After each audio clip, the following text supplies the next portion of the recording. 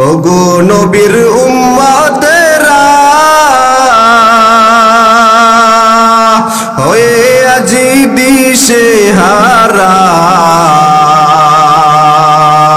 কোরআন হাদিসে রে চলো কোরআন হাদিসে রে চলো যখন যাহা চাই মনে নবী বিনে কতারাবে ফুল সিরাত মিজানে নবী বিনে কে তরাবে ফুল সিরাত মিজানে চলো চলো চলো মুমিন চলো নবীর সন্ধানে নবী বিনে কে তরাবে ফুল সিরাত মিজানে নবী বিনে কে তরাবে ফুল সিরাত মিজানে উম্মতের কান্ডারি নবী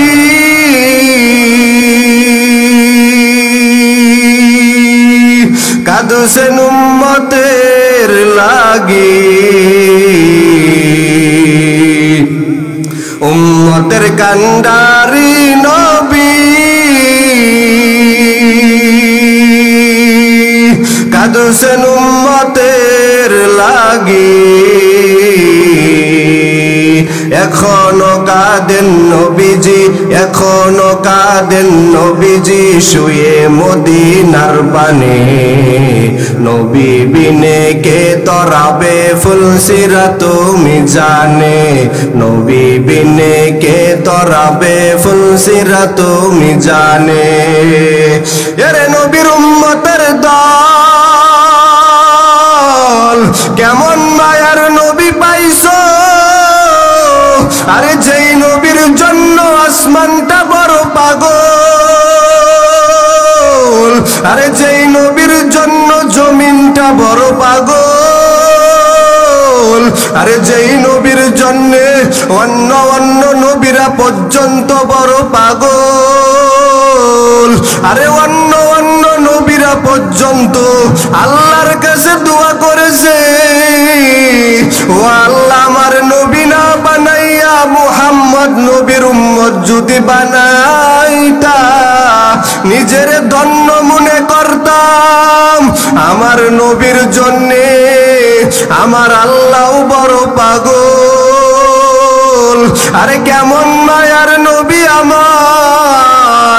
আমার মায়ার নবী যখন রাস্তা দিয়া যাইতেন দুই পার্শ্বের গাছ নত হইয়া নবীরে সালাম জানাইতেন কেমন মায়ার নবী আমার মায়ার নবী যখন রাস্তা দিয়া যাইতেন মেঘের খণ্ড নবীরে ছায়া দিতেন শরীরের ভিতরে যেন সূর্যের রোদ না লাগে কেমন মায়ার নবী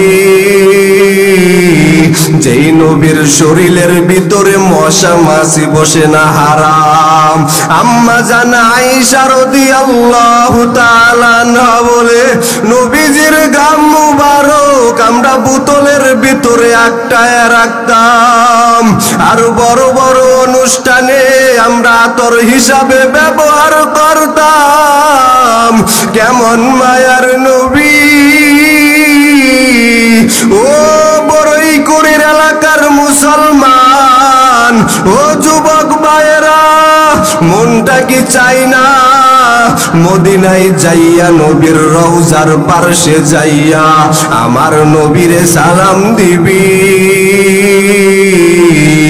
মনটা যদি তোমার মদিনা যাওয়ার জন্য কাঁদি আল্লাহর কাছে দোয়া করো ও আসমানের মালিক তুমি আমার মদিনায় একবার নিয়ে যাইও মনে বড় আশা ছিল যাব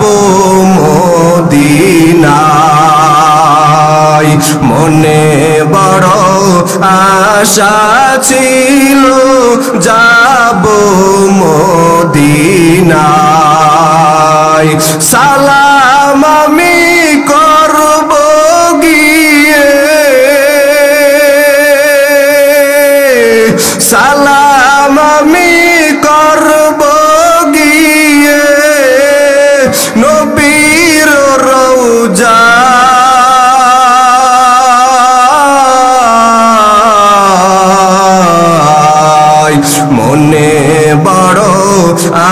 আশা ছিল যাব মদিনায় আরব সাগর পাড়ি দিব নাই গো আমার তরি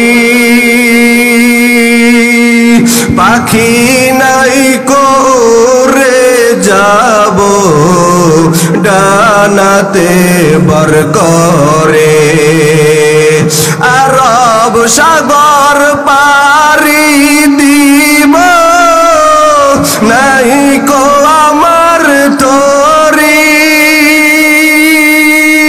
পাখি নাই করে যাব ডানাতে বর করে আমার আশায় আছে সম্বল নাই আমার আশায় আছে সম্বল নাই কি করি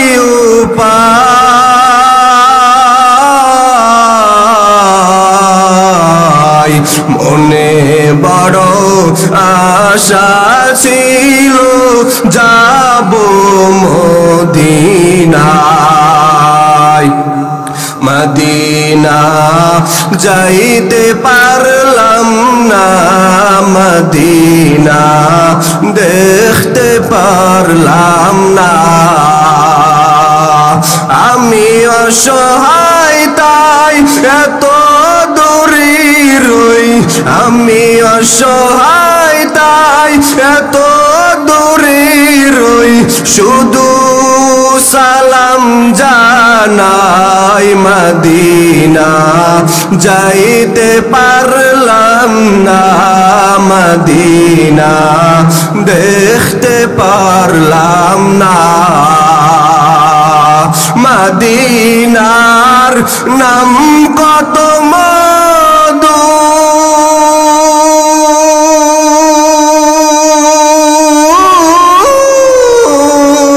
মদিনা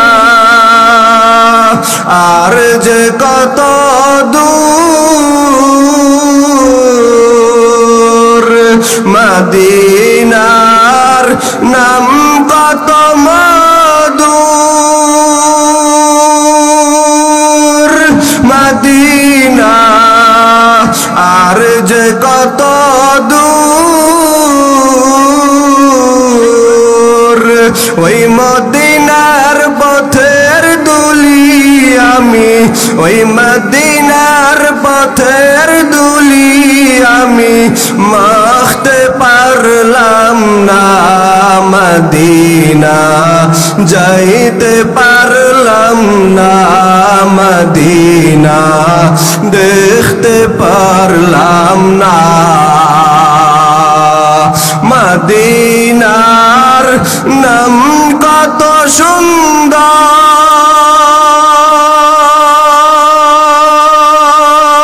সুন্দর মদিনা কেড়েছে অন্তর মদিনার নাম কত সুন্দর মদিনা কেড়েছে অন্তর পাখি নাই যে উড়ে যাব পাখির নাই ডানা থাকলে উড়ে যাইতাম মদিনায় যাইতে পারলাম না মদিনা দেখতে পারলাম না আরবের এই প্রবাল হাওয়া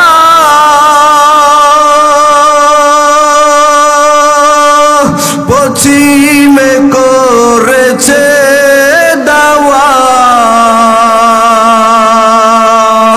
আরবের এই প্রবাল হাওয়া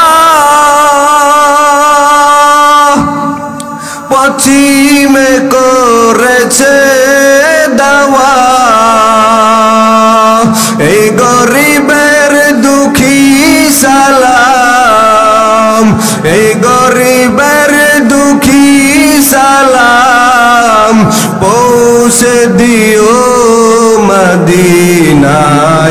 যাইতে পারলাম না, মদিনায় দেখতে পারলাম না।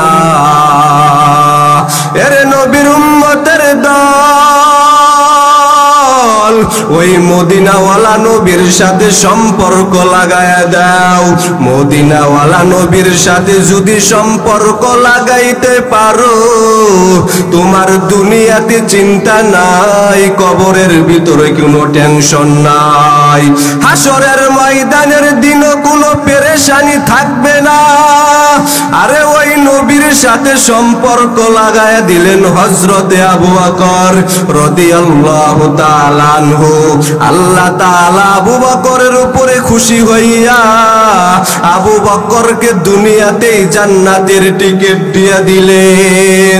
আরে নবীর সাথে সম্পর্ক লাগায়া দিলেন হযরতে উমর। আল্লাহ তাআলা উমরের উপরে এত রাজি হয়ে গেল, এত পরিমাণ খুশি হয়ে গেল, উমরকে দুনিয়াতেই থাকাকালীন জান্নাতের টিকিট দিয়ে দিলেন। আরে নবীর সাথে সম্পর্ক লাগায়া দিলেন হযরতে উসমান।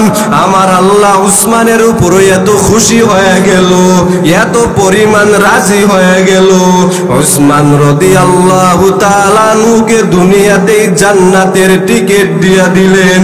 হযরতে আলী রাদিয়াল্লাহু তাআলা আনহু নবীর সাথে সম্পর্ক লাগায়া দিলেন। আমার আল্লাহ তাআলা খুশি হইয়া আলীকে দুনিয়াতেই জান্নাতের গ্যারান্টি দিয়া দিলেন। আরে নবীর সাথে সম্পর্ক লাগায়া দিলেন হযরতে বেলাল। নবীর সাথে সম্পর্ক লাগায়া দিলেন হযরতে হানজালা। নবীর সাথে সম্পর্ক লাগায়া দিলেন হযরতে জাবের। সমস্ত সাহাবায়ে কেরামরা নবীর সাথে সম্পর্ক লাগানোর কারণে আমার আল্লাহ তাআলা সাহাবায়ে কেরামদের উপরে এত পরিমাণ রাজি হয়ে গেল, এত পরিমাণ খুশি হয়ে গেল। আমার আল্লাহ নিজেই বলেন রাদিয়াল্লাহু তাআলা আনহু ওয়া রাদওয়ান, আমি আল্লাহ সাহাবায়ে কেরামের উপরে খুশি হয়ে গেলাম, সাহাবায়ে কেরামের উপরে রাজি হয়ে গেলাম। সাহাবায়ে কেরামরাও আমি আল্লাহর উপরে খুশি, সাহাবায়ে কেরামরা নবীর উপরে খুশি। ওই নবীর সাথে সম্পর্ক লাগাইতে হবে রে যুবক, ও বড়ইকুড়ির এলাকার মুসলমান। দুনিয়াতে আল্লাহ তোমারে পাঠাইছে একমাত্র নামাজ পড়ার জন্যে, নবীর মুহাব্বত অন্তরে জমা করার জন্যে। সেই দিন মাহফিল করলাম গাজীপুর সাল্লা বাজার, বয়ান করব। বয়ান শুরু করার আগে মাহফিলের সভাপতি সাহেব আমার হাতটা ধরিয়া আমার কানের সাথে মুখটা লাগাইয়া চোখের পানি ফালায়া কাঁদি। আমি জিজ্ঞাসা করলাম, ও সভাপতি সাহেব আপনি কেন কান্না করেন? ওই সভাপতি সাহেব চোখের পানি ফালাইয়া কান্না করিয়া বলে, হুজুর মনের কষ্টের কথা কি বলবো, সন্তানেরা মা বাবার কথা শুনতে চাই না, মা বাবার সাথে বেয়াদবি করে। আপনি একটু বয়ান করবেন মা বাবার খেদমতের সম্পর্কে।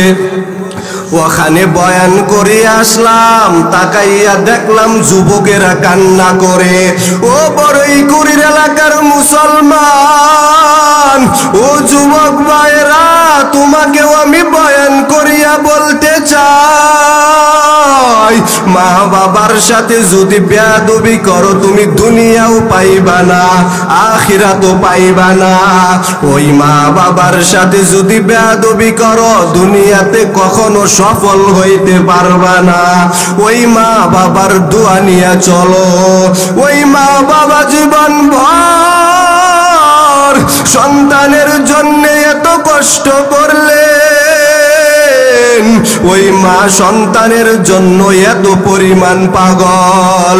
রাতের বেলা আমি অসুস্থ, বিছানায় শুয়ে আছি, রাতের গভীরে আমি ঘুম থেকে উঠে তাকায়া দেখি আমার মা আমার পার্শ্বে বৈশা বৈশা পাহারা দেয়। আমি জিজ্ঞাসা করলাম, ও মা, বাবাই ঘুমাই, ভাই বোনেরা ঘুমাই, তুমি কেন আমার মাথার কিনারায় বৈশা বৈশা পাহারা দাও?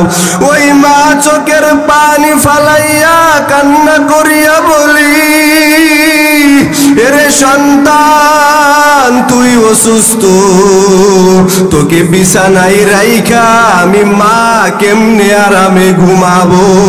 আমার চোখে ঘুম আসে না। ওই মা সন্তানের জন্য এত পরিমাণ পাগল, জীবনের মূল কষ্ট মায়ের প্রসব বেদনা। সাত আসমান সাত জমিন তখন মায়েরই মাথায়, জীবনের মূল কষ্ট মায়ের প্রসব বেদনা। সাত আসমান সাত জমিন তখন মায়েরই মাথায়, এমন মাকে কেমনে আজি, এমন মাকে কেমনে আজি যাব আমি ভুলিয়া? ও আমার প্রাণের মা, মা গো মা, কোথায় গেলে মোরে ছাড়িয়া? জনম দুঃখী এতিম আমি, চাই না কেহ ফিরিয়া। আমি যখন ছিলাম আমার মায়েরই উদরে, চলাফেরা করতেন যে মাই কত কষ্ট করে। আমি যখন ছিলাম আমার মায়েরই উদরে, চলাফেরা করলেন যে মাই কত কষ্ট করে। আমার সুন্দর মুখ দেখে মায়ে, আমার সুন্দর মুখ দেখে মায়ে প্রসব ব্যথা দেয় হাসায়। ও আমার প্রাণের মা, মা গো মা।